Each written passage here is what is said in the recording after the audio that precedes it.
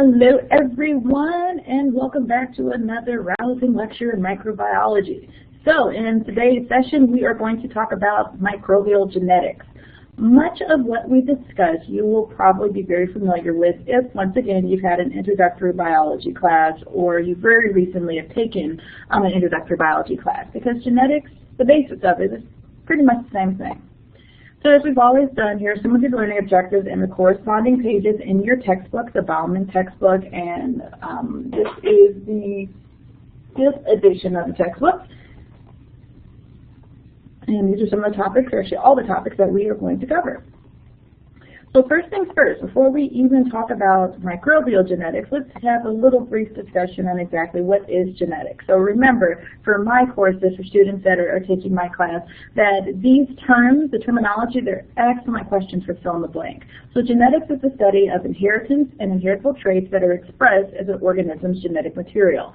When we talk about genetics, we use these two terms, genotype and phenotype, quite frequently. So genotype is just a genetic composition of the genes, and then the phenotype are the physical characteristics that are represented by it. So for instance, we could have a genotype of, let's say, for tail length, for a long tail, big T, little t, and we could have a phenotype of a long tail for it. The genome is just your entire genetic complement for any specific organism. So this is going to include your genes and the order in which those nitrogenous bases or nucleotide sequences are found. So everyone's got the same building blocks, whether it's a human, a dog, a cat, a bacteria. We all have the same building blocks for our genomes, but we are going to have a very different nucleotide sequence, and that's what makes us different species from one another. We all have adenine, thymine, cytosine, and guanine as the nitrogenous bases that make up the double-stranded helix for our DNA. However, the order in which those A's and T's and C's and G's are found are unique from not only one species to the next, but from one individual to the next. So here we have a beautiful picture of the structure of these nucleic acids. So one part of those nucleic acids we've already talked about. We've talked about how we have these nitrogenous bases called adenine, thymine, guanine, and cytosine. We also have a nitrogenous base that we only find in RNA, and that's called uracil. So what we're looking at here are the bondings of how they take place. So A and T always go together in DNA. So notice that we have A-T base pair in DNA. In RNA, adenine matches up with uracil. There is no thymine in RNA. When we're in DNA or RNA, guanine and cytosine will always pair up together.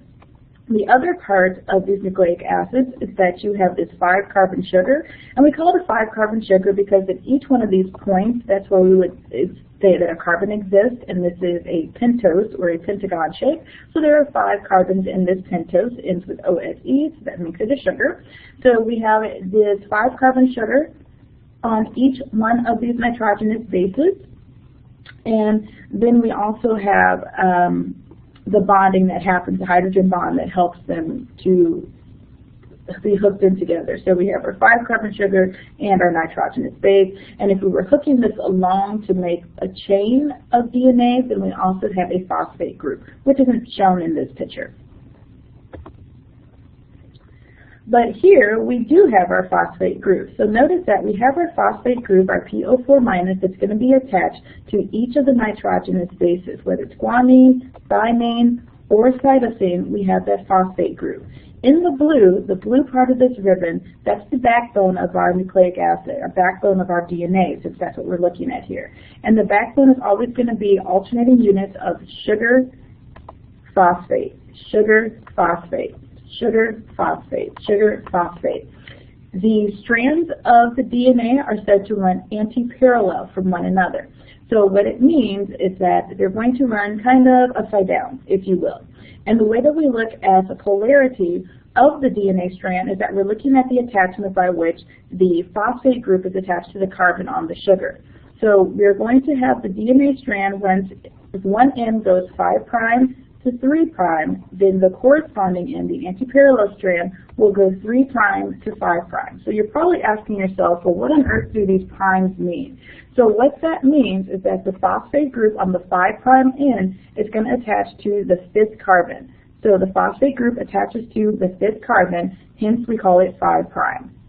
At the 3' end of it, the phosphate group is going to attach to the 3rd carbon. So as it attaches to the 3rd carbon there, and this would be this guy's 3rd carbon, we say that it was 3'. So that's what those 5', 3' strands, that's what that configuration means.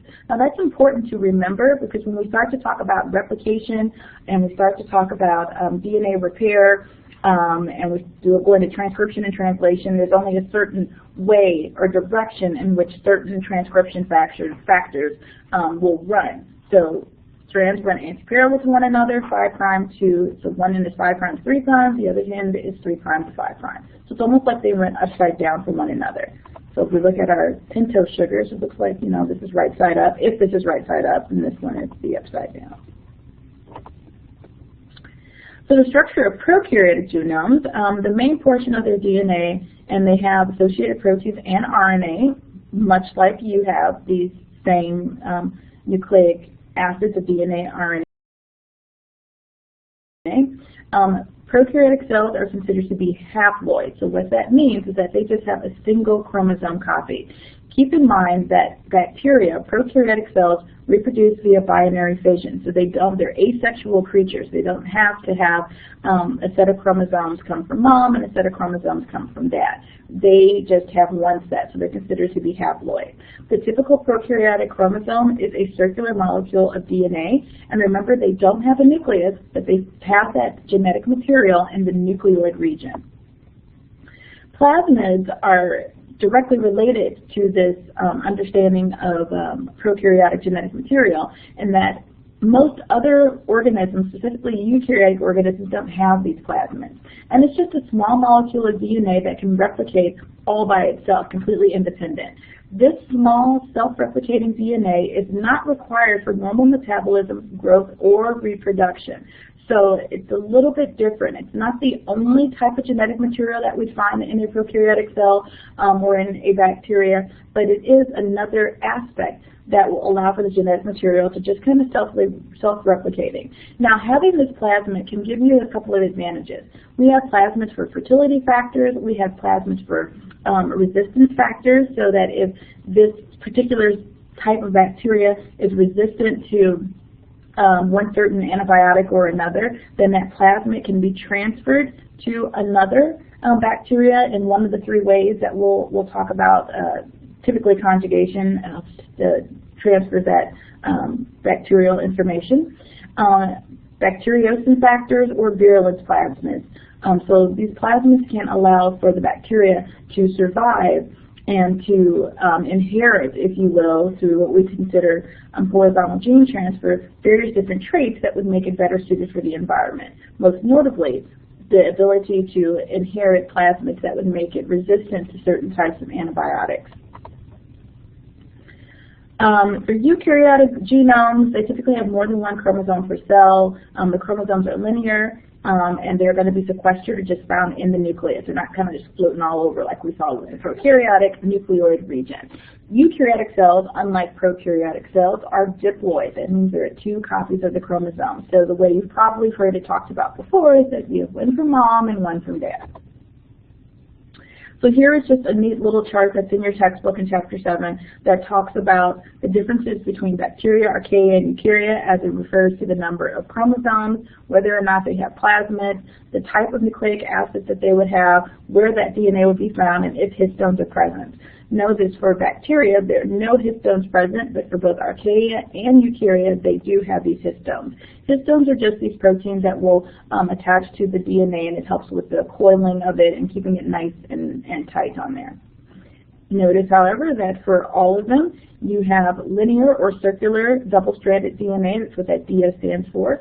For archaea, you have circular double-stranded DNA, and then for eukarya, linear double-stranded DNA and circular DNA in the mitochondria, and there are some plants that will have plasmids. So for DNA replication, the model of replication is what we consider to be semi-conservative. That means that we're going to conserve one strand, we'll have one old strand, and then from that template of that old strand, then we can make a new strand from that. So that's why we call it semi-conservative. We don't completely get rid of the DNA, and we don't make a whole brand new strand, but we don't keep both parts of the old strand. So we know it's a double-stranded helix, we unzip it, and we'll keep one side as a template. So if we know that there's an A on one side and there's a T on the other, if there's a C on one side, then we know to put a G on it, because we know how the base pairing works. A to T and G to C always in DNA. Anabolic polymerization requires monomers and energy. And that basically means that from our diet, or from the diet of the prokaryotes, we're able to get those nitrogenous bases, the 5-carbon sugar, as well as the phosphates. Now granted, you might not get them exactly as they are in the form that we need, and they're definitely not going to be in the order that you need them. However, your body can rearrange those intermediates from metabolism into these different molecules that you need in the anabolic aspect of metabolism to build up DNA molecules. So triphosphate diribonucleotides serve both functions on here too, for the building up of this genetic material. So here's a picture of the semi-conservative model of replication, where the dark blue strands, or I guess dark purple strands, are going to be the original DNA. When we split that DNA apart, then we add on the new nucleotides that are corresponding to the appropriate base, so A to T, C to G, and those are going to be added on with this green or seafoam sort of colored strand. And then, so now we have 2 new strands of DNA. So we have 2 new strands of DNA, and then they can go on to their next round of replications as well, where we'll conserve, we'll keep one strand, and then we'll build on a new strand. So from this original DNA, after 2 rounds of replication, you're able to get 4 new, in the case of prokaryotic cells, 4 new daughter cells.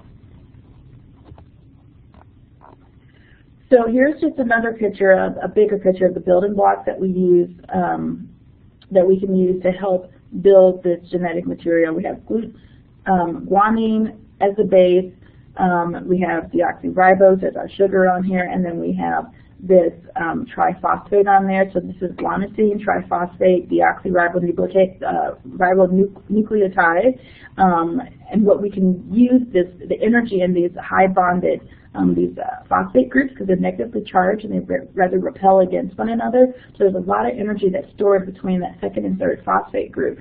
So we can use that energy to add on to our DNA strand. So, and what we're looking at down here is exactly that happening, that we have our A's, C, and T, and if we want to add on guanine onto this, then we get rid, the phosphate group would attach, there's a ton of energy that would be released, so the phosphate is removed, the energy released is used for the building up or the synthesis to make our longer DNA strand. The way that this process happens specifically in prokaryotes or in eukaryotic cells is that we don't just have these nucleotides just floating around and then they add on, bases as they want to. It's going to be controlled and regulated by an enzyme called DNA polymerase. So the polymerase enzyme is it engages in what we would consider substrate level phosphorylation, where we can add on our new nucleotide to continue the chain to grow our DNA strand, or to replicate to get more of that DNA strand from our template.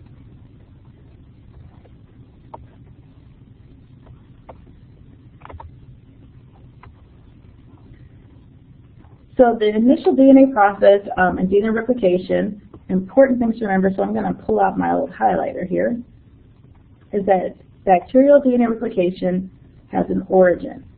It has an origin or a place where it starts. So that's pretty straightforward. So there's going to be a place that it starts. It doesn't necessarily have to start at one end and then move all the way down. It can have actually multiple points of origins to make this process of replication go faster. Another important aspect is that the enzyme DNA polymerase, which I referred to in the previous slide, replicates the DNA in only one direction. So remember that we talked about how those strands run anti-parallel to one another, where if one strand goes 5' to 3', and the other strand is virtually upside down and goes from 3' to 5. Well, DNA polymerase is an enzyme that will hook on the appropriate nucleotides, according to what the template says, but it only does so in one direction. That means the 5' to 3' direction. Now, we recognize that we have two strands. The other strand that's left there, it doesn't run 5' to 3', it only goes 3' to 5'. So as a result, the method of replication that takes place is a little different from what we consider the leading strand that goes 5' to 3', that's going to continuously be synthesized, and the lagging strand. DNA polymerase only goes in one direction, 5' to 3', 5' to 3'. So with the lagging strand, DNA polymerase can still synthesize DNA, but it does so discontinuously because it has to go from 5' to 3', so it kind of jumps in spots. So you're going to be left with these little short segments that have to be bonded together with a ligase type of enzyme. So you have these two different strands here.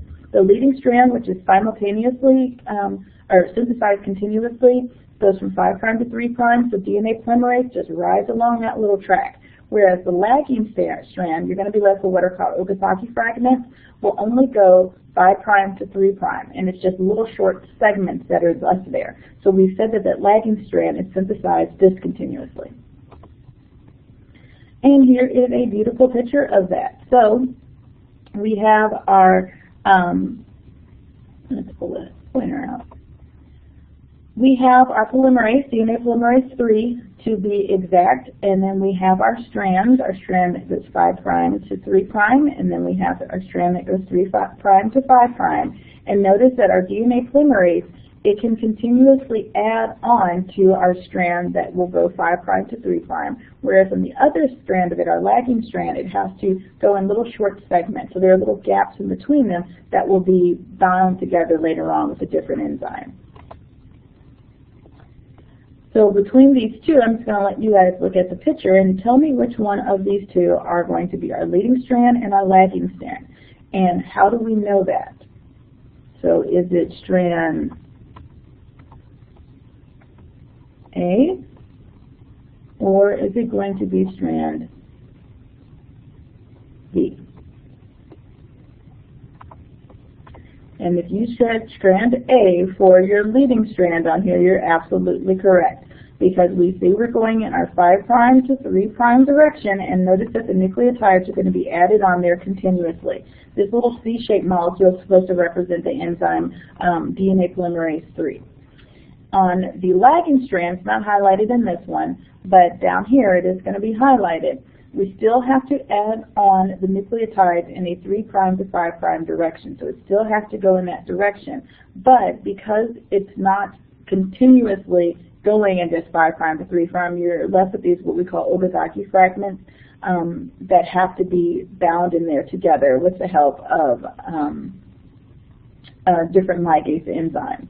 Another important aspect to remember is that the RNA primer is going to tell you where to actually start this process of adding on nucleotides. So notice that there's only one primer here on the leading strand because we can continuously move along here. But on the lagging strand, we have multiple primers because we are left with these little fragments that are left here. So we have our DNA polymerase 3 that will go from 5' to 3' direction to add on the nucleotides. And then we have DNA polymerase 1, and we have ligases that help to kind of seal up any of those little gaps or spots in between where the strand was replicated discontinuously. So other characteristics of bacterial DNA replication, it can be bidirectional, go in both directions at one time. You have different enzymes, gyrases and topoisomerases that can remove some of the supercoils in order to make this replication process happen. In bacterial DNA, the DNA is methylated, so there's a methyl group that's attached to it, and with that methyl group attached to it, or it being methylated, it helps to control gene expression, it can initiate DNA replication, it can repair against viral infections from phages, as the bacteria comes into contact with a phage or a bacteriophage, and it can also have a role in repairing the DNA. So those are all the jobs of it. There are good reasons why we'd have a methylated DNA. So here is that bidirectionality of the DNA replication process. We have the point of origin on here, and then we have our replication forks. Remember where we have our old strand and new strands that are going to be made, and the new strand can either be made continuously, and we call that the leading strand, and then it can be kind of shunted up in little short segments, and we call that the lagging strand. Oh, excuse me. But at the end of the day, we get two genetically identical DNA molecules. So replication in eukaryotic DNA is very similar. There are some differences. There are 4 different polymerases that are used. There are lots of replication origins on there, so there are multiple points of origins of replication on there. The Okazaki fragments aren't nearly as long. They're much shorter. And plant and animal cells can be methylate, but they're only on cytosine bases, so they're not on all the bases of the DNA like we would see for prokaryotic cells. So we talked a little bit before about genotypes and phenotypes. Remember the genotype, and I'm going to highlight that because it's a good vocab word, are the sets of genes in the genome, and the phenotype is just the physical characteristics. So if we're talking bacterial cells, they may have a certain genotype, or the set of genes that say to have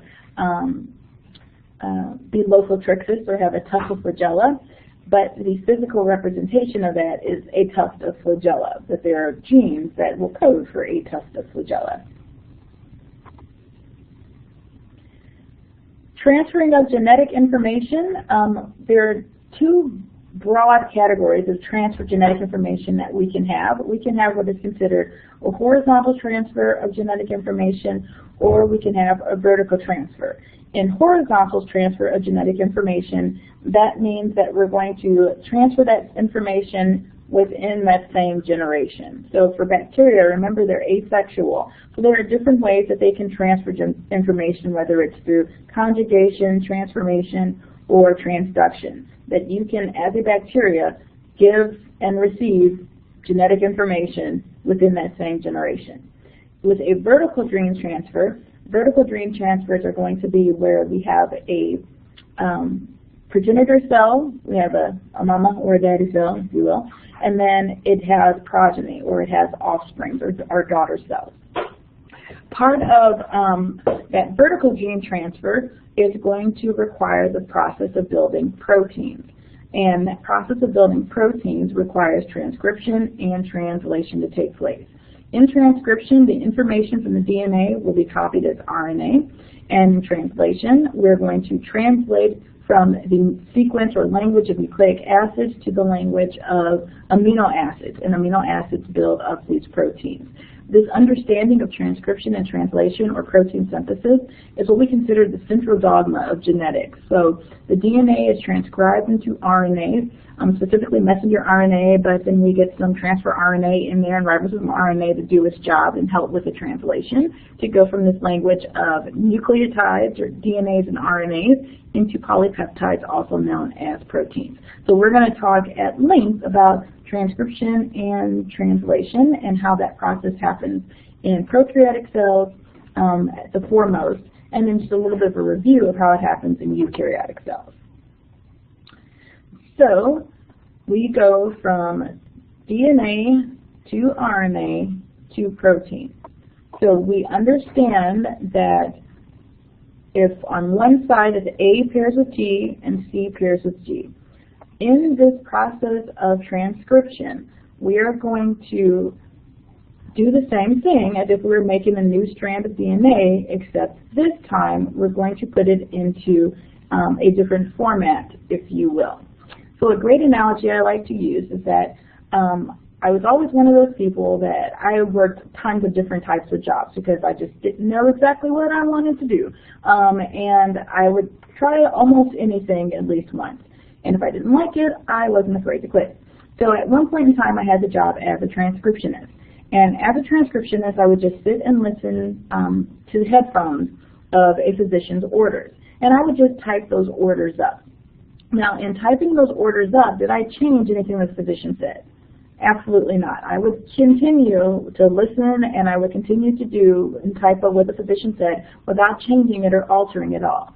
However, I did change the method of communication from oral communication or verbal communication to written communication. That's pretty much the same thing that we're doing here in this transcription. We're going from DNA to RNA. The information or the message is not going to change. The message is not going to change, but the method through which the message is given is going to change. So instead of the DNA giving out that message, and remember the DNA is the genotype, we're going to now give that message to what's called messenger RNA. So if on the DNA strand we have a thymine, then we know its partner is adenine because there's an adenine in RNA. If the nitrogenous base is adenine on the DNA, then its partner is uracil. So I'm going to highlight those because it's important to remember that in RNA it has to have a match of uracil because we only have AUCG in RNA. So once again, if we go on to guanine, guanine's partner is still cytosine. Thymine's partner is still adenine, but that adenine's partner, who's his partner again? It's going to be that uracil. So that's the, in a nutshell, transcription process. So now it's time to translate. So for all of you guys out there that speak another language, you understand that when you translate, not everything is going to translate in the exact same thing. So there may not be a word for genes in every language that you're trying to translate to. The message still, for the most part, is going to stay the same, but there might be some slight differences there as we go through that process of translation. So the same thing can be said as we go through translation by ribosomes in this process of protein synthesis. We are going to go from the language of DNA and RNA, or the language of nitrogenous bases, A's, U's, T's, G's, all that good stuff, to a language of amino acids. So with the help of some ribosomes and using the messenger RNA strand as a template, we are able to translate this RNA template into various different amino acids. And those amino acids, once they fold into their three-dimensional conformation, are the proteins. And those proteins that carry out the wishes of the DNA are considered the phenotype. So major events that happen in transcription is that you have these 6 different types of RNA that are going to be transcribed from the DNA. We have RNA primers that we saw that could be used for DNA replication. We have messenger RNA that is vitally important for transcription to take place or translation to take place.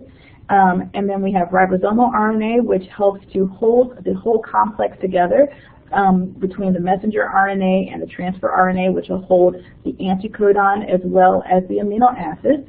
The transfer RNA transfers the anticodon onto the messenger RNA with the corresponding amino acid on there.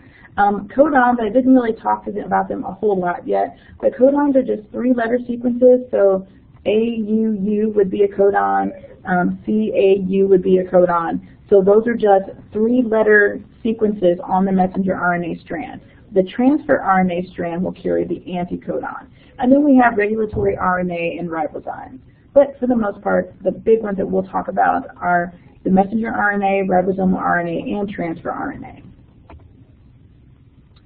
So the events of transcription for prokaryotes. So there are 3 steps to it: initiation, elongation, and termination.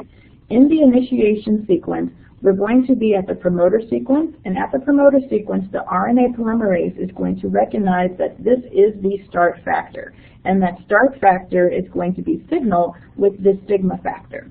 So so for that initiation sequence, it opens up the DNA, unzips the DNA, and then that RNA polymerase is going to move along the DNA in order to, in that 5' to 3' direction.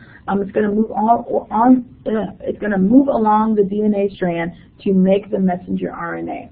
So for initiation, it starts at the promoter sequence.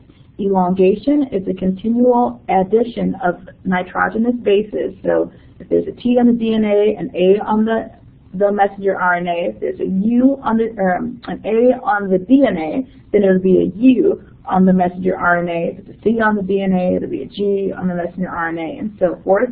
It continues that whole process until we get to, so here's elongation happening, and these are in the red, the new nitrogenous bases and nucleotides being added onto the messenger RNA strand. Notice that the ribosomal or RNA polymerase is helping to move that whole thing forward, and it will continue to elongate through this elongation process until we get to the termination sequence. And at that termination sequence, that's when it completely ends and it's going to let go. In prokaryotes, they're able to do something a little different than we eukaryotic cells can do. They can not only make their messenger RNA strand, but they can also have translation happening at the same time. So they can have translation happening at the same time as the messenger RNA strand is being made. And not only that, but they can have transcription happen for more than just one different type of gene.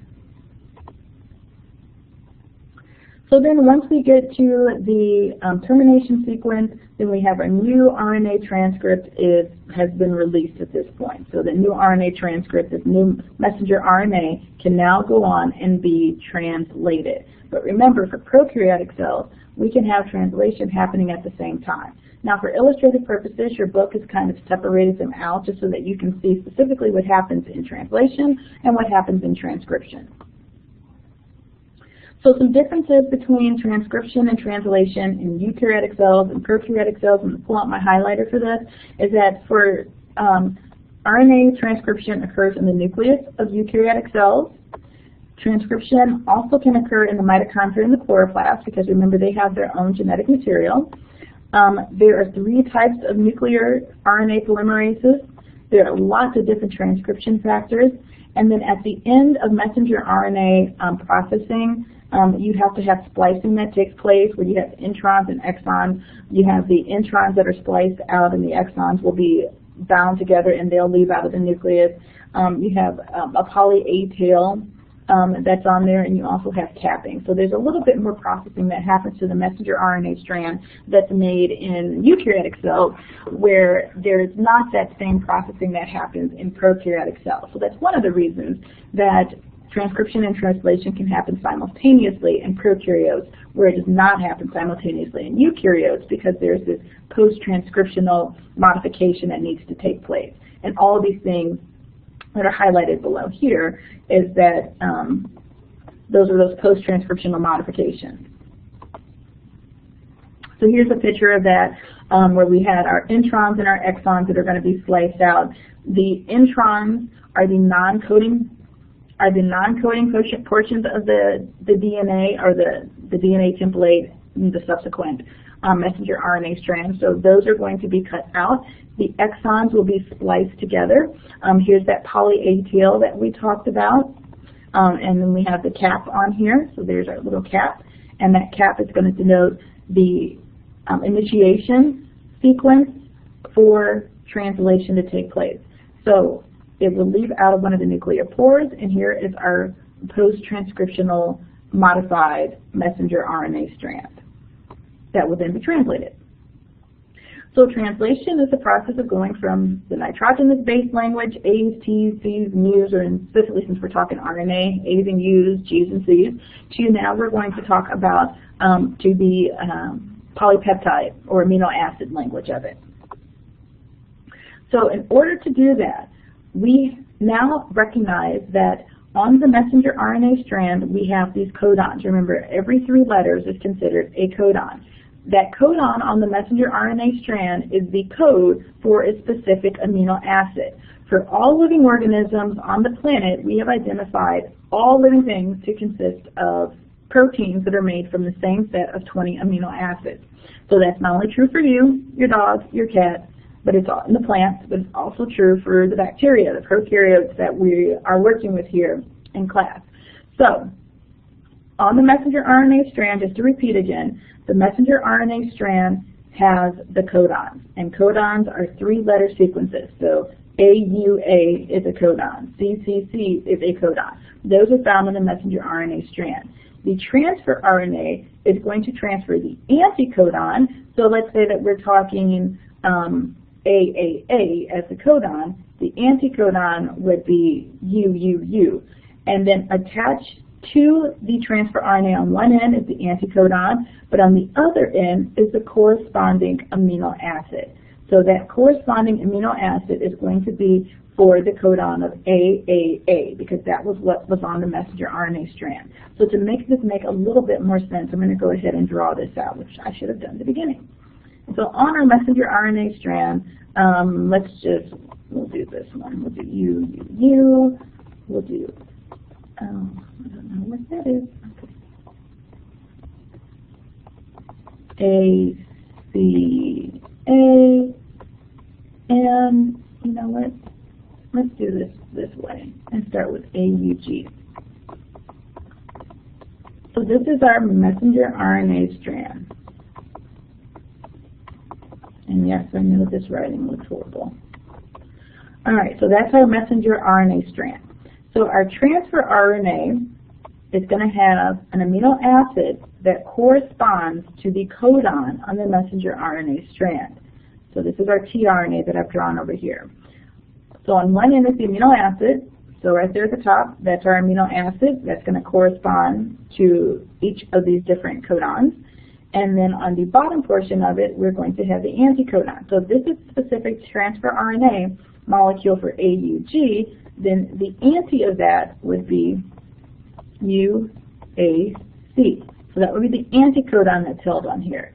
This amino acid will correspond to this codon on the messenger RNA.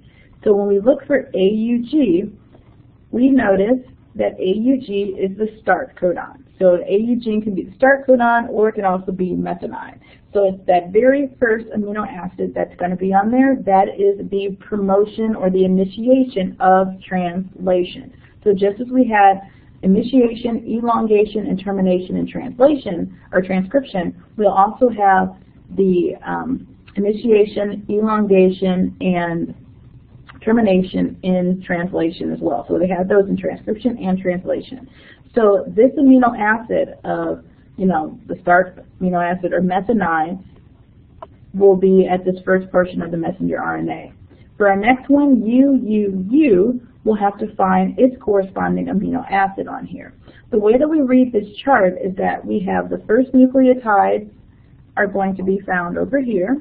The second nucleotides are going to be arranged at the top part, and then the third nucleotides are going to be found along the side. So our nucleotide is UUU. We want to find the amino acid for UUU. So we look over here at the first base, and we know we're going to be in this row, because this row, all of the first bases, or nitrogenous bases, are uracil. The second base is also a U. So not only are we in this first row, we know we're specifically in this box, because in this box are all the second letters are going to be U in this column. So we know the row, we know the column. And then the last letter was a U. Up top, all of the nitrogenous bases on this level have a U. And when we need UUU phenylalanine is right there. So far in our polypeptide chain, we have methionine, we have phenylalanine. Our next codon that we need to find an amino acid for is ACA. So A, we're going to go down here. Everything in this row is an A. And then for the C, we'll go into this column, because the second letter in everything in this column is a C, and we know we're staying in this row. So we had ACA, then come down here to the bottom. We have A, and there's threonine. So our polypeptide sequence is methionine, phenylalanine, and it's going to be threonine. Those are the amino acids that are making up this protein here. So now we have completed translation. What you'll notice on this chart is that there are only 20 amino acids, so there are several different codons that you can have for that same amino acid. In addition to that, we've already recognized we have a start codon, but we also have 3 stop codons that say, hey, this is where we need to terminate this translation process. So translation, we have messenger RNA, transfer RNA, and ribosomal RNA. I kind of gave you the quick and dirty version of it. There is a nice, lovely, pretty picture of this in your textbook, and then you'll probably watch animations in class, and if you're in my class, you'll definitely watch animations that show how all of these players in translation work. So a single prokaryote messenger RNA can code for several different polypeptides. So there are 3 different genes that are here, and we can make 3 different types of amino acid or polypeptides or protein sequences from it. So here's our transfer RNA molecule. Remember, on one end you have the amino acid, and on the other end you have the anticodon. The anticodon is the opposite of what the codon is on the messenger RNA. But the amino acid that's held on the other end of the transfer RNA, that corresponds to the messenger RNA codon, not to the anticodon. Amino acids correspond to the messenger RNA's codon. The anticodon just helps to ensure that the appropriate amino acid is given to the codon. And then we have our rRNA, our ribosomal RNA. We have a large subunit and a small subunit. The messenger RNA strand is going to be fed between the large subunit and the small subunit. When we open them up, we have the polypeptide site, we have the exit site, and we have the amino acid site. The amino acid site is where the individual amino acid is going to be placed along the strand. The polypeptide site is where the elongating polypeptide strand is going to be held. And then the exit site is where the transfer RNA is going to exit out to go find another amino acid to put onto the messenger RNA strand. And that transfer RNA is held into either that E site, that P site, or that A site. So as we said before, we still have those same stages: initiation, elongation, and termination. Each of these stages is going to require different protein factors, and the initiation and elongation phase are going to require guanine triphosphate as an energy source. So instead of ATP, GTP. So here we have the initiation in translation. So we have our start codon, AUG, and on that transfer RNA molecule, you have the anticodon of UAC. But most importantly, we have formylmethionine. So that's the first amino acid. It's going to attach down onto the growing polypeptide site in this very first one, and then we're going to move over into the next area. So that's the next amino acid. So for this one, UUU is the codon. The anticodon will be AAA on the transfer RNA molecule. We don't see it right in this picture yet, but just know it's coming. And then what will be attached to it will be phenylalanine. So as you can see here, it's not very big, but we do have the amino acid attached to the A site, and then in the P site we have the growing polypeptide chain that happens over there. So that now that we've transferred the methionine to the phenylalanine, the transfer RNA molecule will then move to the exit site, and it will exit off. And then the phenylalanine methionine that was in the amino acid spot will go into the polypeptide spot for the elongating polypeptide chain. And the ribosomal subunit will just continue to move along so that we can add on new nucleotide, move to the exit site, and leave away. Ribosome pushes forward, brings down the corresponding amino acid to the codon, goes into the amino acid site, transfers over the longer polypeptide chain, and then this no longer chain, the amino site scoops into the polypeptide site, and the chain that lost its, or the transfer RNA that lost its chain goes into the exit site, and it just continues to go on and on and on and on until you reach the, what do you think you have to reach to get this whole thing to stop? You're absolutely right, the stop codon. So as I said before, we have this process of transcription and translation in prokaryotes can happen at the exact same time. And you have, they have polyribosomes, and they can have one messenger RNA with many different ribosomes and polypeptides that are making these different amino acid sequences or polypeptide sequences. So in termination, we release the factors, so we release the ribosomal subunits are going to disassemble from one another, the messenger RNA is going to be released, and then those transfer RNA molecules are going to be released as well. So we're ending, it's over with. So some differences in translation between prokaryotes and eukaryotes, once again I'm going to highlight this, is that in eukaryotes, the initiation occurs when the ribosomal subunit binds to the 5' guanine cap. And we had that cap and that poly A tail that we saw in that post-transcriptional modification in eukaryotic cells. The first amino acid is methionine as opposed to S-methionine, so it's slightly chemically different. And then ribosomes can synthesize polypeptides inside the rough endoplasmic reticulum, which does not happen in prokaryotes because they don't have a rough endoplasmic reticulum. In fact, they don't have any membrane-bound organelles. So here are some comparisons between replication, transcription, and translation for those different genetic processes that we've talked about. Major enzymes that are going to be at play in replication: DNA polymerase, transcription, RNA polymerase, and in translation, the ribosomes.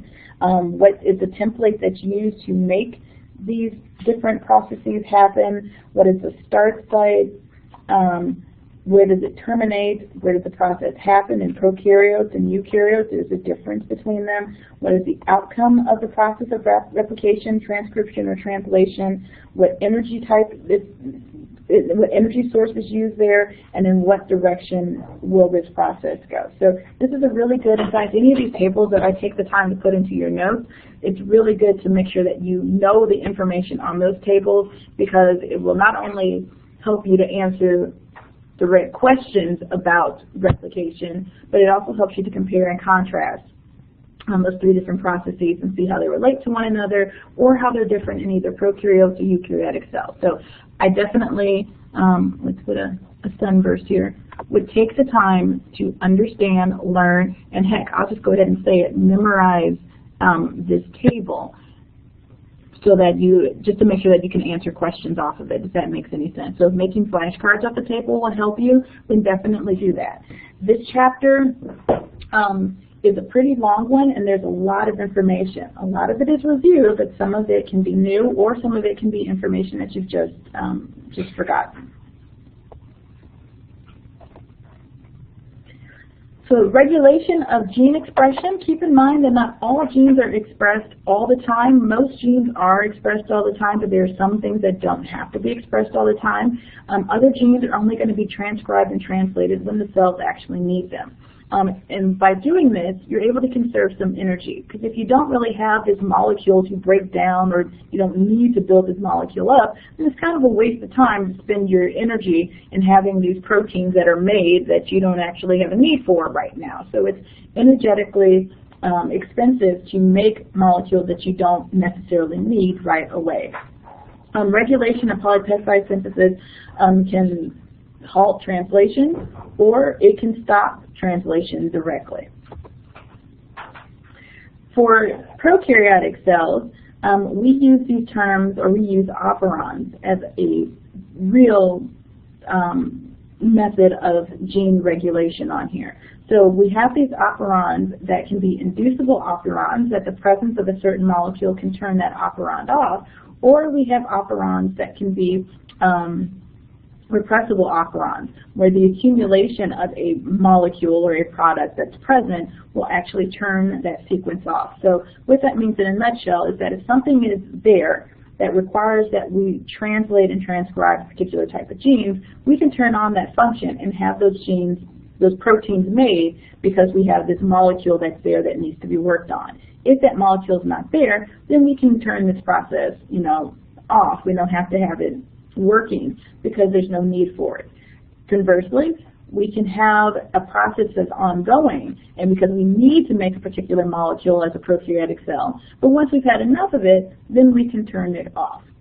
So that's going to be the end of our discussion for this session. For our next session, we're going to talk about specifically our inducible and our repressible operons, as well as more of an in-depth discussion on horizontal gene transfer.